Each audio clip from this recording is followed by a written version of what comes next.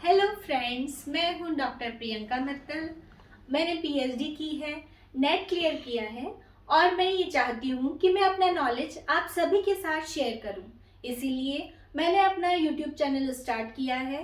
मैं चाहती हूँ कि आप सभी मुझे अपना पूरा सपोर्ट दें। इसी क्रम में हम सबसे पहले पढ़ेंगे हिंदी साहित्य का इतिहास। हिंदी साहित्य के इतिहास के बारे में आप सभी जानते हैं। हिंदी साहित्य के इतिहास को मुख्य रूप से 4 भागों में विभाजित करके देखा जाता है। सबसे पहला है आदिकाल। इसे कहते हैं हम आदिकाल। ये हिंदी का सबसे पहला काल है, इसीलिए इसे कहा जाता है आदिकाल। आदिकाल को रामचंद्र शुक्ल ने वीर गाथा काल कहकर भी संबोधित किया है। वीर गाथा काल। इसके बाद दूसरा काल जो आता है वो है भक्ति काल।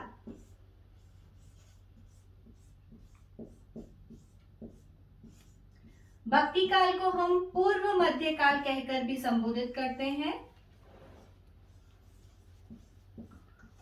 पूर्व मध्य काल। भक्ति काल के बाद आता है रीति काल।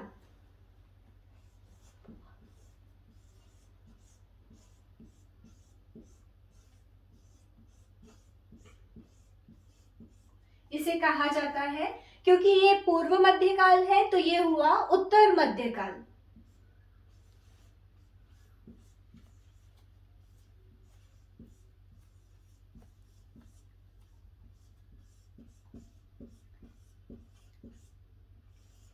इसके पश्चात चौथा नंबर आता है आधुनिक काल।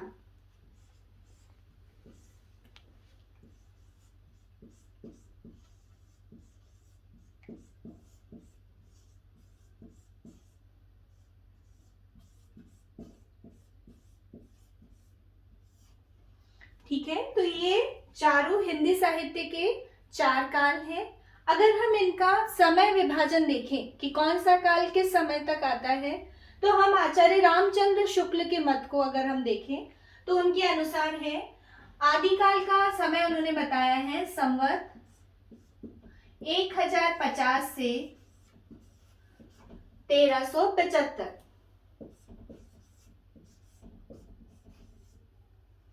इसके पश्चात अगर हम भक्ति काल को देखें तो भक्ति काल का समय आता है संवत 1375 से 1700।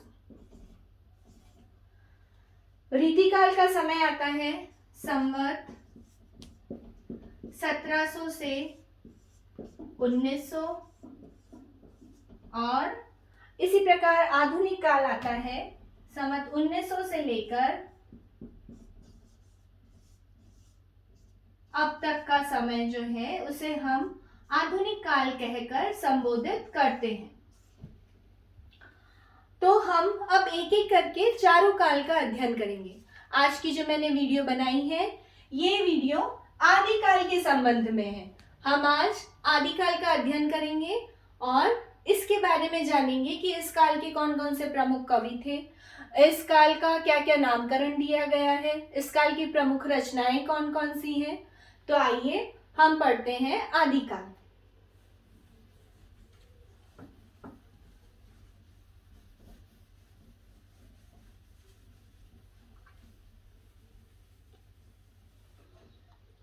आदिकाल का सबसे पहले हम नामकरण देखें तो आदिकाल का नामकरण विभिन्न लेखकों ने इसको अलग अलग नाम दिए।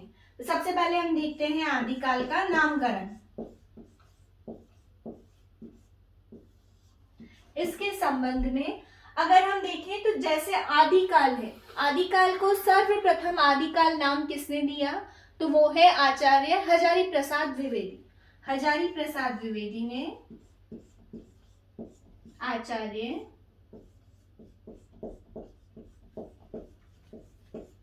हजारी प्रसाद द्विवेदी जी ने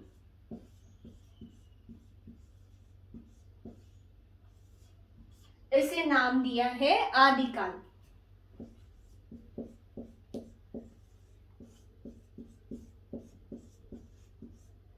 जैसा कि मैंने आप लोगों को बताया कि आचार्य रामचंद्र शुक्ल जो है इसे क्या कहकर संबोधित करते हैं, वीर गाथा काल। तो आचार्य रामचंद्र शुक्ल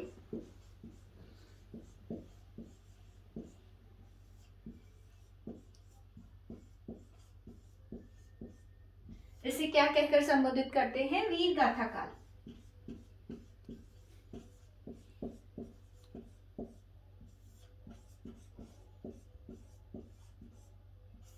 इसके पश्चात अगर हम देखें तो विश्वनाथ प्रसाद मिश्र, विश्वनाथ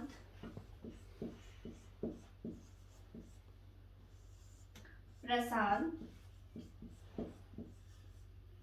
मिश्र जो है वो इसे, रामचंद्र शुक्ल ने इसे वीर गाथा काल कहा है और विश्वनाथ प्रसाद मिश्र ने इसे वीर काल कहकर संबोधित किया है।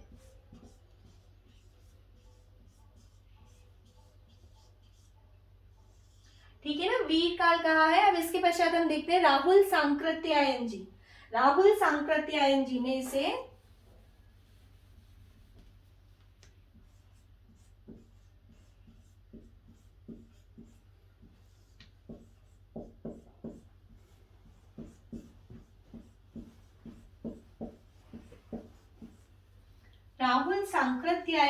इसे सिद्ध सामंत युग कहकर संबोधित किया है, सिद्ध सामंत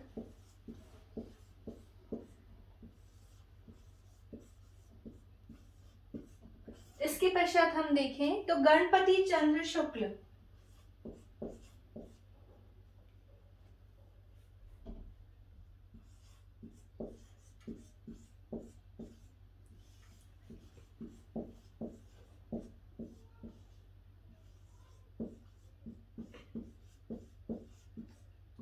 गणपति चंद्र शुक्ल जी ने इसे आरंभिक काल कहकर संबोधित किया है।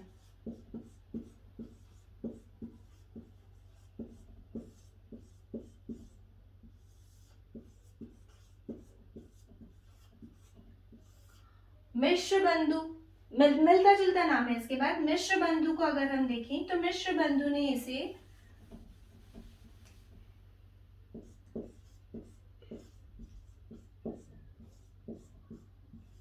मिश्र बंधुओं ने इसे प्रारंभिक काल कहा है।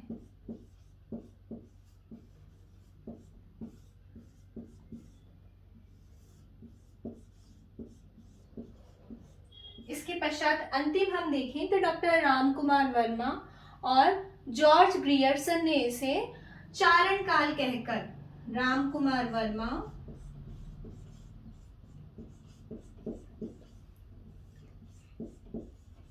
और जॉर्ज ग्रियर्सन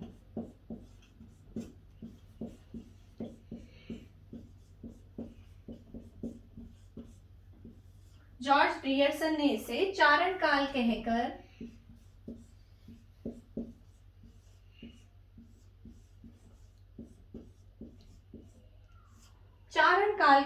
संबोधित किया है। तो इस प्रकार हम देख सकते हैं कि आदिकाल को अलग अलग जो लेखक हैं, जो आलोचक हैं, उन्होंने अलग अलग नाम से संबोधित किया है।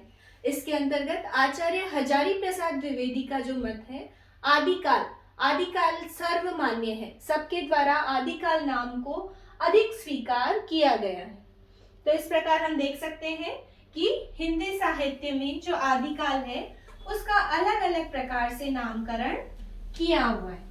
इसके पश्चात हम देखेंगे कि आदिकाल के साहित्य जो है उसको अलग अलग भागों में बांटकर देखा गया है। आदिकाल का जो साहित्य है उसमें सबसे पहले हम देख सकते हैं कि जो साहित्य है उसके अंतर्गत है आदिकालीन साहित्य। सबसे पहले आता है इसके अंतर्गत सिद्ध साहित्य।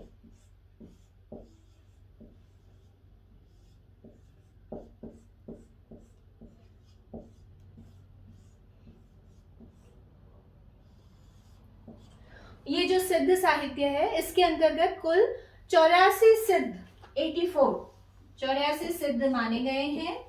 इन सिद्धों में आचार्य इन सिद्धों के अंतर्गत हम कह सकते हैं कि जो राहुल सांकृत्यायन जी जो है उन्होंने सरहपा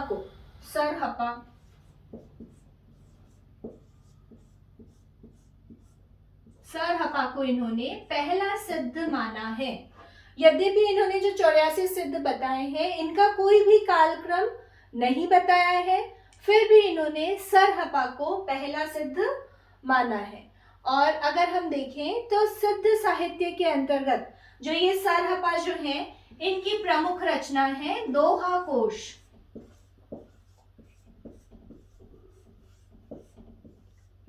कई बार ये एग्जाम में पूछा भी जाता है कि सरहपा की रचना कौन सी है, क्या नाम है उसका? दोहा कोश। और ये कौन से छंद में लिखी गई है? दोहा छंद में छंद है इसका, क्योंकि इसका नाम ही दोहा कोश है। इसका छंद है दोहा छंद। और अगर इसकी भाषा पूछी जाए कि सरहपा की रचना दोहा कोश कौन सी भाषा में लिखी गई है, तो इसकी भाषा है अपभ्रंश भाषा।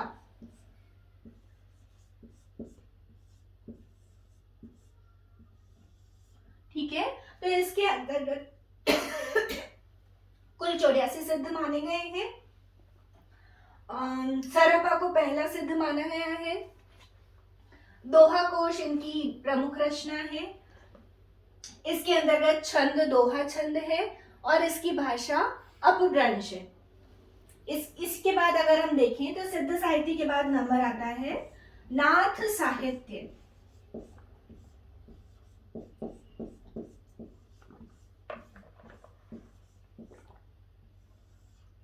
सिद्ध साहित्य के पश्चात एक नई परंपरा की शुरुआत होती है जिसे हम नाथ साहित्य कहकर संबोधित करते हैं।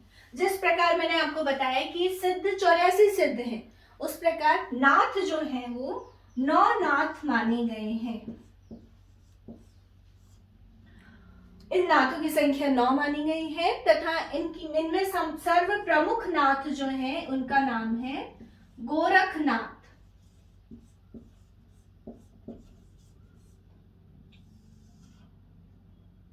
यद्यपि जो ये परंपरा है सिद्ध साहित्य नाथ साहित्य, इन दोनों के अंतर्गत जो वेद पुराण है इन सब का आडंबरों का विरोध किया गया, लेकिन सबसे मुख्य अंतर जो सिद्ध साहित्य और नाथ साहित्य में है वो अंतर ये है कि सिद्ध साहित्य में नारी संसर्ग पर बल दिया गया, जबकि नाथ साहित्य के अंतर्गत नारी त्याग पर बल दिया गया।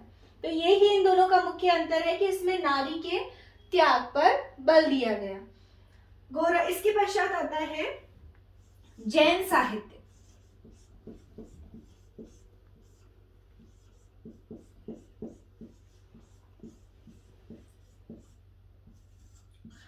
जैन साहित्य के अंतर्गत जैन धर्म से संबंधित जितना भी साहित्य है उसे हम जैन साहित्य के अंतर्गत लेते हैं।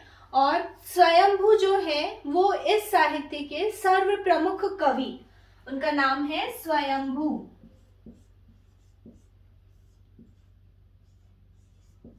स्वयंभू जो है इस साहित्य के सर्व प्रमुख कवि माने जाते हैं और इनकी रचना है पौंचर्यू।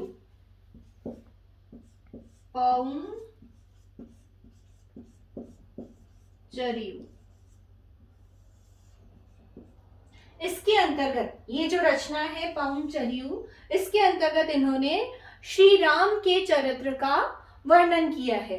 इन्हें हम अपभ्रंश का वाल्मीकि, कई बार प्रश्न आता है कि अपभ्रंश का वाल्मीकि किसे कहा जाता है, तो इसका आंसर होगा अपभ्रंश का वाल्मीकि कहा जाता है स्वयंभू को। अपभ्रंश का वाल्मीकि एक इंपॉर्टेंट प्रश्न है, कई बार प्रतियोगिता जो परीक्षा होती है उनमें पूछा जाता है कि अपभ्रंश का वाल्मीकि किसे कहा जाता है, तो वो है स्वयंभू। 3 साहित्य हमने देखे, सिद्ध साहित्य, नाथ साहित्य, जैन साहित्य। इसके पश्चात नंबर आता है रासो साहित्य।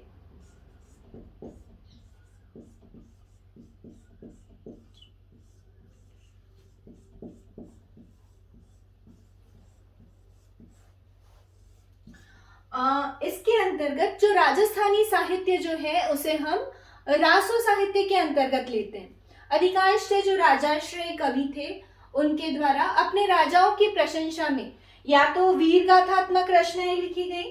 किस प्रकार की रचना है? या तो वीर गाथात्मक रचनाएं हैं, और या फिर उन्होंने अपने ही राजाओं की जो प्रेम कहानी थी उनके रानियों के साथ या प्रेयसी के साथ उनका जो प्रेम था उनका वर्णन अपनी प्रेम संबंधी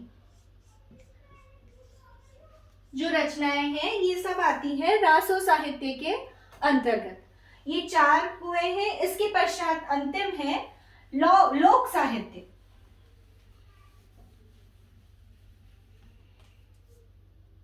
पांचवा जो है वो है लोक साहित्य।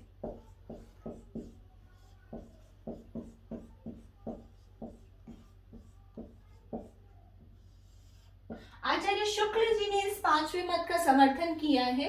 लोक साहित्य में हम देख सकते हैं कि आदिकाल के अंत में और भक्ति काल से कुछ पूर्व में जो लोक जन में जो रचनाएं प्रचलित थी उसको हम लोक साहित्य के अंतर्गत लेते हैं। तो इस प्रकार हम देख सकते हैं कि आदिकालीन जो साहित्य है उसको हम किस किस में बांटते हैं? सिद्ध साहित्य में, नाथ साहित्य में, और जैन साहित्य में, रासो साहित्य में और लोक साहित्य में। इन 5 भागों में हम विभक्त करके देख सकते हैं। इसके पश्चात जो महत्वपूर्ण है आदिकालीन साहित्य में वो है आदिकाल के प्रमुख कवि और उनकी रचनाएं। तो अब हम पढ़ेंगे आदिकाल के प्रमुख कवि और उनकी रचनाएं। आदिकाल के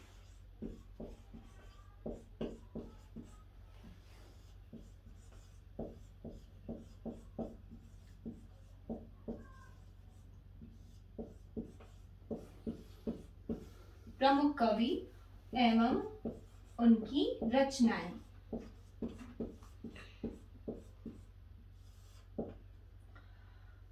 आदिकाल के जो प्रमुख कवि हैं उन कवियों में अगर हम देखें तो जैसा कि हमने सबसे पहले पढ़ा सिद्ध साहित्य के प्रमुख कवि थे सरहपा। सरहपा की प्रमुख रचना है, बताया था मैंने आपको, सरहपा की प्रमुख रचना है दोहा कोश।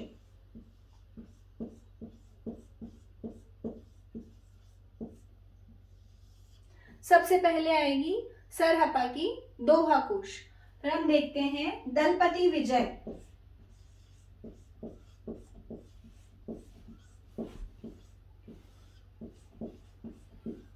दलपति विजय की रचना है खुमान रासो।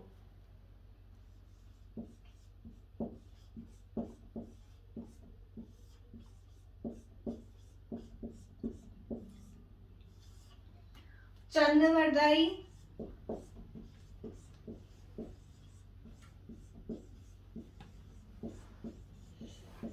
चंदवरदाई की रचना है, बहुत ही प्रसिद्ध रचना है ये, पृथ्वीराज रासो।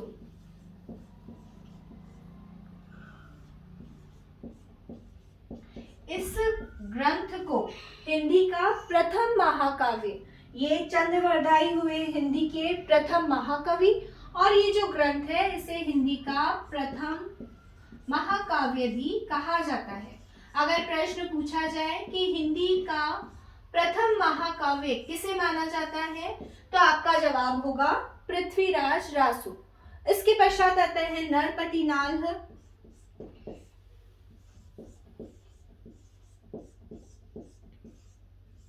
नरपति नाल्ह की रचना है बीसलदेव रासो।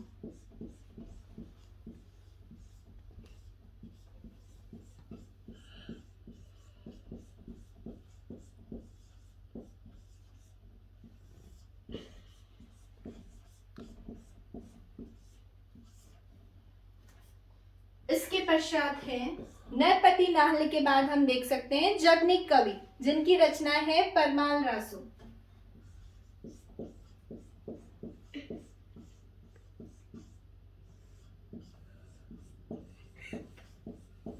परमाल रासो को आल्हा खंड कहकर भी संबोधित किया जाता है। आल्हा खंड।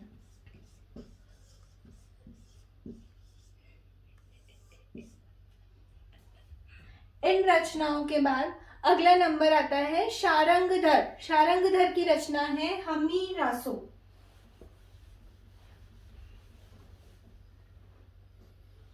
छठा नंबर है शारंगधर। शारंगधर की रचना है हमीरासो।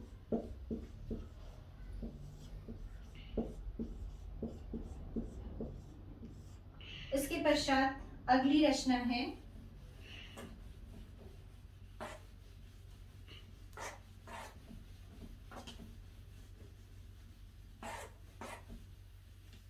शारंगधर के बाद अगली रचना आती है नल्ह सिंह भाट की, जो है विजयपाल रासो।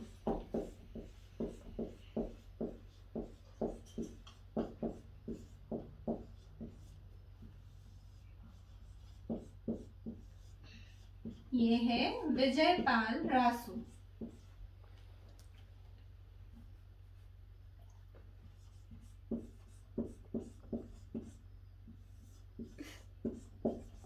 इसके पश्चात हम विद्यापति को ले सकते हैं। विद्यापति की रचना है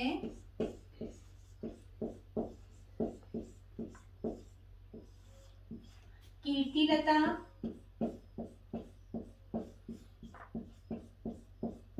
कीर्ति पताका,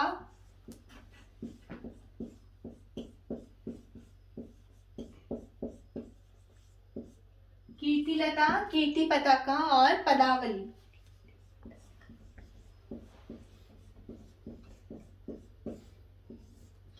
इसके पश्चात अगली रचना जो आदिकाल में प्रमुख मानी जाती है वो है स्वयंभू की। मैं आपको बता चुकी हूँ जैन साहित्य के अंतर्गत स्वयंभू की रचना है पाउंचर्यू। पाउंचर्यू जिसमें कि इन्होंने श्री राम के चरित्र का वर्णन किया है। और इसके अतिरिक्त है एक और रिट्ठनेमी चर्यू। रिट्ठनेमी चर्यू। इसके पश्चात अगली रचना हम देखें तो वो है भट्ट केदार की जयचंद्र प्रकाश। भट्ट केदार, भट्ट केदार, इन्हें केदार भट्ट भी कहा जाता है। भट्ट केदार अथवा केदार भट्ट।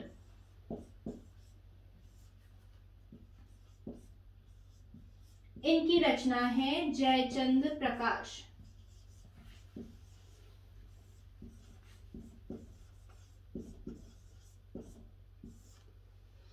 इसके पश्चात अगली रचना आती है शबरपा की। शबरपा की रचना है चर्यापद। 11वां नंबर है शबरपा। इनकी रचना, शबरपा की रचना है चर्यापद।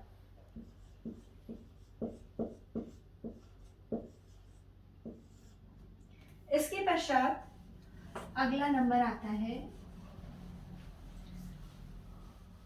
डोम्बिपा।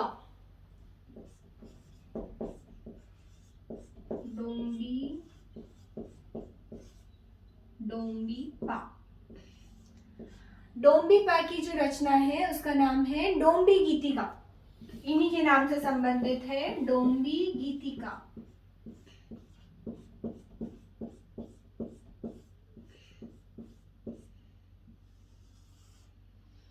और इसी के साथ अंतिम अगर हम देखें तो प्रमुख कवि हैं इस काल के अमीर खुसरो। अमीर खुसरो। अमीर खुसरो के नाम से ही इनकी सबसे प्रमुख, सबसे प्रसिद्ध रचनाएं हैं पहेलियां। अमीर खुसरो की पहेलियां। पहेलियां, मुकरियां,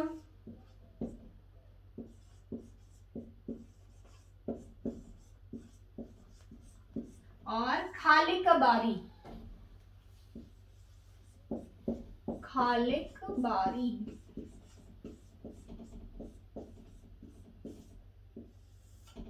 इस प्रकार हमने देखा कि आदिकाल के ये सारे प्रमुख कवि हैं और इनकी ये प्रमुख रचनाएं हैं। कई बार इनमें से कोई भी कवि उठाकर पूछ लिया जाता है कि ये कवि कौन, इन कवि की रचना कौन सी है और किस भाषा में लिखी गई है। तो ये सारे कवि हैं। और डोम्बिपा जो है इनकी रचना है डोम्बी गीतिका, शबरपा की चर्या पर, स्वयंभू की पौंग चरिये। ये याद रखा जाए कि स्वयंभू को अपभ्रंश का वाल्मीकि भी कहा जाता है और पौंग चरिये में चरियों में उन्होंने श्री राम के चरित्र का वर्णन किया है। इसके पश्चात हम देखेंगे कि आदिकाल में, क्योंकि आदिकाल जो है हिंदी साहित्य का प्रथम काल माना जाता है, तो हिंदी साहित्य के जो प्रथम कवि जो है वो इसी काल के होंगे। तो इस संबंध में भी विद्वानों ने अपने अलग अलग मत दिए हैं। किसी ने विद्यापति को माना है, किसी ने सरहपा को माना है, किसी ने स्वयंभू को माना है। सबने अलग अलग कवियों को आदिकाल के हिसाब से हिंदी साहित्य का प्रथम कवि माना है। तो हम देखेंगे आदिकाल के हिंदी साहित्य के प्रथम कवि। विभिन्न विद्वानों के मत हैं इसके संबंध में। अलग अलग विद्वानों के मत पूछ लिए जाते हैं। कई बार पूछा जाता है कि आचार्य रामचंद्र शुक्ल के अनुसार हिंदी साहित्य का प्रथम कवि किसे माना जाता है। तो इन सारी चीजों का ज्ञान होना भी आपके लिए आवश्यक है। तो सबसे पहले हम देखते हैं सरहपा।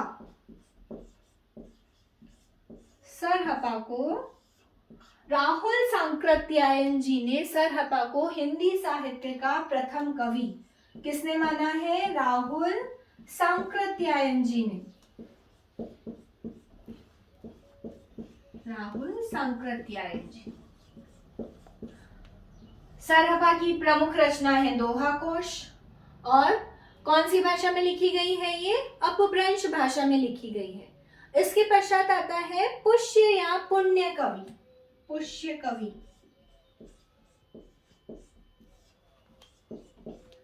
शिव सिंह सेंगर। शिव सिंह सेंगर जी ने इन्हें हिंदी साहित्य का प्रथम कवि शिव सिंह सेंगर जी ने माना है। इसके पश्चात अगर हम देखें आचार्य रामचंद्र शुक्ल का मत, तो आचार्य रामचंद्र शुक्ल ने चंदवरदाई,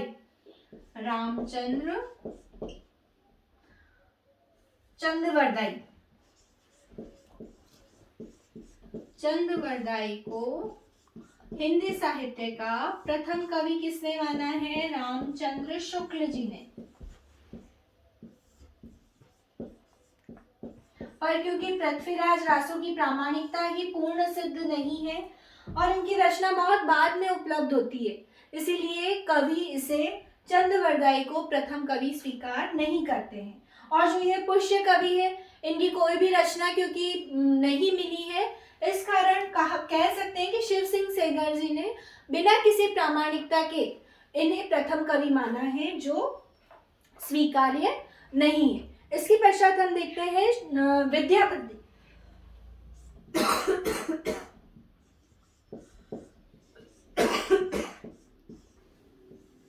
विद्यापति को डॉक्टर बच्चन सिंह,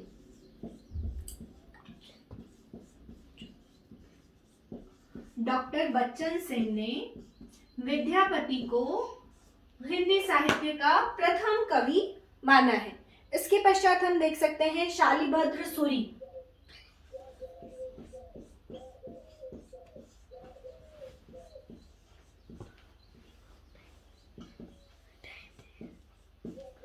शालिभद्र सूरी जो है, इन्हें गणपति चंद्र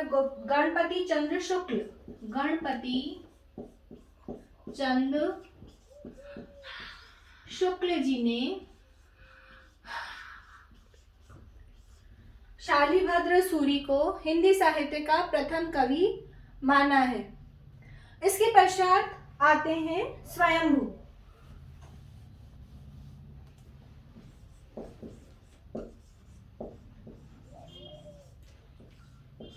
स्वयंभू को हम कह सकते हैं कि रामकुमार वर्मा, स्वयंभू को रामकुमार वर्मा जी ने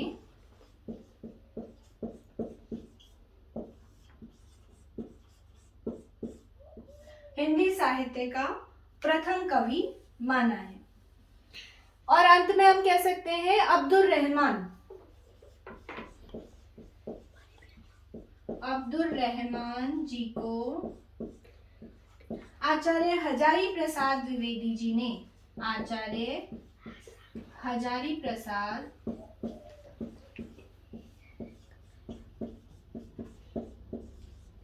द्विवेदी जी ने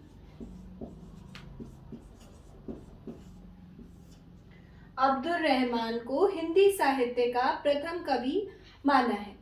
इस प्रकार अलग अलग कवियों ने अपने अलग अलग मत दिए हैं, लेकिन सर्वसम्मति से सरहपा जो है, जिन्हें कि राहुल सांकृत्यायन जी ने अपना प्रथम कवि माना था, उसे ही स्वीकार किया गया है। इसीलिए अगर कहीं प्रश्न पूछा जाए कि हिंदी साहित्य का प्रथम कवि किसे माना जा सकता है, तो सरहपा को ही हम हिंदी साहित्य का प्रथम कवि स्वीकार करेंगे। इस प्रकार आज हमने हिंदी साहित्य के प्रथम काल आदिकाल के बारे में पढ़ा। आदिकाल के प्रमुख कवि, उनकी रचनाएं, आदिकाल का विभिन्न साहित्य, और इसके अंतर्गत कौन से जो कवि हैं उन्हें अलग अलग विद्वानों ने प्रथम कवि माना है, उनके बारे में हमने आज अध्ययन किया।